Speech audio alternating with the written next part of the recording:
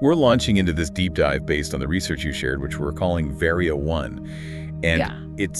it seems to fundamentally challenge this idea that nature is, well, passive. Oh, completely. We've sort of operated under this assumption that if you just, Plant a few trees? right, you just plant some trees and nature will eventually figure it out. That's passive gardening, right? Yeah. Just hoping for the best. It is, and that old method was really all about hope. Hope that the random plants you picked would survive the contamination and maybe, just maybe, absorb some pollutants.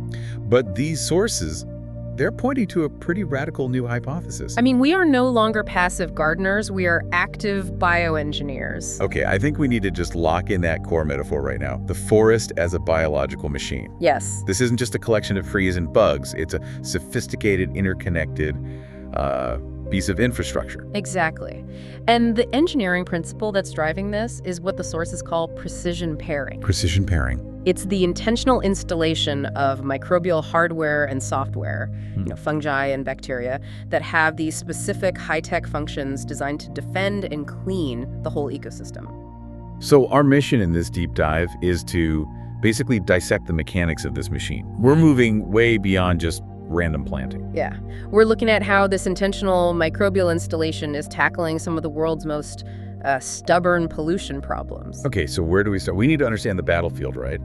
Why are the old ways just not cutting it? That's the perfect place to start. The pollutants we're up against are just brutal. And they really define the need for this kind of biological upgrade. We're talking about heavy metal contamination from, decades of industrialization, mining? Urbanization, high-dosage agrochemicals. Yeah. It's everywhere. So what is it about these metals? We're talking copper, lead, mercury, zinc, arsenic, cadmium. What's the key characteristic that makes them such a nightmare to clean up? Their persistence. They are non-degradable elements. Right. Unlike an organic chemical that can eventually break down, these things just stick around. They don't disappear, they bioaccumulate. Meaning they move up the food chain. And that's where they pose these severe long-term risks to human health. They go for the nervous system, the liver, the kidneys. And I'm guessing that persistence is what breaks the bank for traditional cleanup methods. Completely. Things like soil washing or just capping a site with concrete are prohibitively expensive, and honestly, they often just create other problems when you're dealing with huge contaminated areas. And we can't just rely on plants alone, which I think is called phytoremediation. The source material was really clear on this. Very clear. If the heavy metal concentration is too high, the soil becomes phytotoxic. So it's a catch-22. It is. The contamination is so bad that it kills or, severely stunts the very plant that's supposed to be cleaning it up. You can't ask a sick organism to do the heavy lifting. You really can't. So that leads us to the new solution, bioengineer. Which means using biological mechanisms to either remove or, more often, just lock up these contaminants. To immobilize them, and the first piece of hardware we need to install in our machine is the fungi. Okay, so let's get into the filter system and the gatekeepers of this biological complex, the arbuscular mycorrhizal fungi, or AMF. Right. They form these amazing mutualistic relationships with the roots of most plants. They create this vast underground network of hyphae. It's like an organic internet for the plant, connecting it to resources. But in a toxic environment, its job is more like strategic defense. That's a great way to put it. How do they act as a filter? Well, they perform this critical two-stage defense process called phytostabilization. Phytostabilization, okay. So as the plant is trying to take up water and nutrients, the AMF basically intercepts the flow. It acts as a physical filtration barrier. A barrier. And it actively sequesters heavy metals like cadmium and lead within its own fungal structures. The metals get trapped in the fungi. And they don't move up into the plant shoots where they would do the most damage. Okay, but hold on. If the fungi are trapping all these toxic metals, aren't we just poisoning the helpers? Like, is this a suicide mission for the fungi? That is an excellent question, and the answer lies in this very specific mechanism. The real hardware upgrade here is a substance they secrete called glomalin. Glomalin. It's a glycoprotein, it's incredibly durable, and it's secreted by the AMF hyphae right into the soil, and that's what binds the heavy metals. So it's not just trapping the metal, it's chemically locking it down. It takes it out of circulation entirely. Precisely. Glomalin effectively mineralizes the metals. It locks them up in the soil structure itself. And remember, the source said it does more than that. It's also good for the soil itself. Oh, yeah. On top of binding metals, glomalin is a major contributor to soil structure and fertility. Think of it like a high-tech organic cement.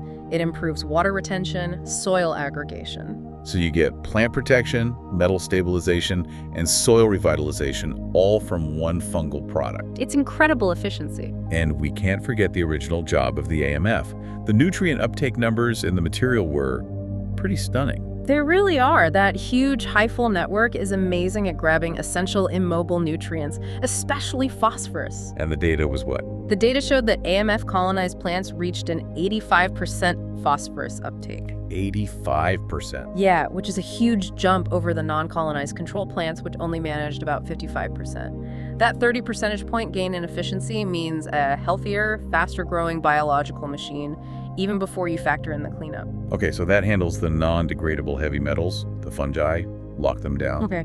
Now let's shift to the other big threat, organic pollutants, things like industrial solvents and hydrocarbons. Right. For this, you need the software team, you need the bacteria. The personal security detail and waste management crew. I love that analogy. These are the pollutant-degrading bacteria, specifically plant growth-promoting rhizobacteria or PGPRs. Their mission is to literally eat or metabolize harmful organic chemicals. And the sources gave us this amazing real-world example. A 3-year field trial at a pretty notorious Superfund site in Silicon Valley. Yes, the Middlefield Ellis-Wisman, or MUW TCE plume. This wasn't some lab experiment in a petri dish. This was boots on the ground. And the target was, what was it, TCE? Trichloroethylene, yeah. It's a really widespread industrial solvent and a known human carcinogen that pollutes groundwater all over the country. So what did they do?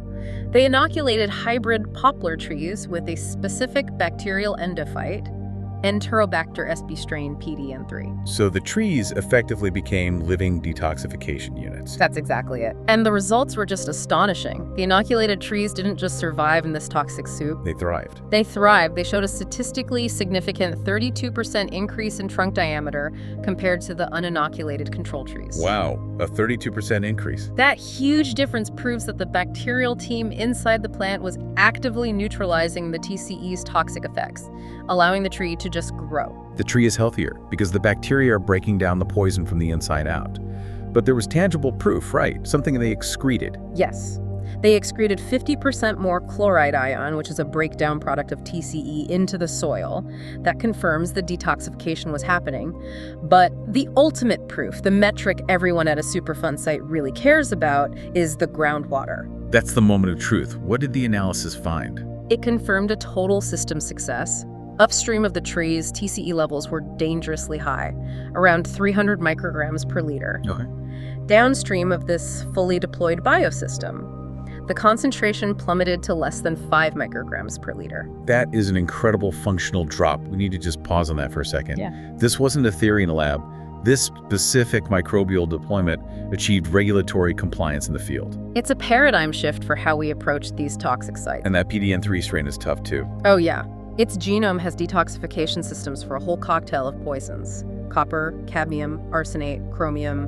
It's got built-in resilience. Okay, so let's talk about the next level of this software upgrade, the universal platform. The source material highlights Pseudomonas putida, KT2440. Ah, yes.